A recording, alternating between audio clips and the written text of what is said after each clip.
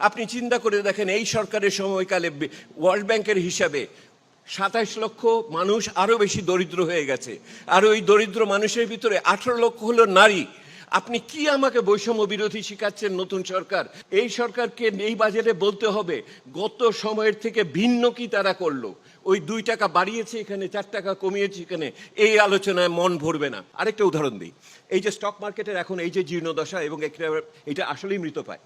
ওইটা আইসিইউর ভিতরে ছিল ২৭% জিডিপির অংশ হিসেবে, এটার ক্যাপিটালাইজড ভ্যালু এটা এখন ৯%, ৮%-এ কততে চলে এসছে।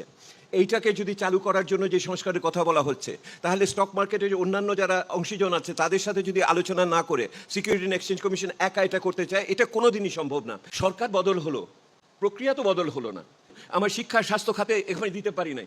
কথা তো ছিল এই সময়কালে বৈষম্য বিরোধী আন্দোলন করেছি, ছাত্র যুব সমাজের জন্য আমি কর্মসংস্থানের কি করছি, কোনো কর্মসংস্থানের পরিকল্পনা তো আমি এখন পর্যন্ত এই বাজেটের সাথে দেখলাম না। আবার সেই আয় ব্যয়ের আলোচনা, আমি তো দেখি না কর্মসংস্থানের আলোচনা কোত্থেকে হলো।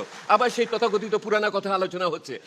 এই আলোচনা যদি ২ বছর আগে হতো একই রকম লাগতো। এটা তো আমি মানতে পারি না। আপনি চিন্তা করে দেখেন এই সরকারের সময়কালে ওয়ার্ল্ড ব্যাংকের হিসাবে ২৭ লক্ষ মানুষ আরও বেশি দরিদ্র হয়ে গেছে, আর ওই দরিদ্র মানুষের ভিতরে ১৮ লক্ষ হলো নারী।